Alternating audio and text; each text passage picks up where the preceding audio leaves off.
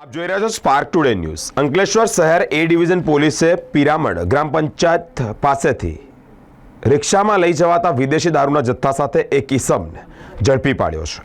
આ ઈસમને જે ઝડપી પાડ્યો છે તેની પાસેથી જ 1.40 લાખના મુદ્દામાલ કબજે પણ કર્યો છે।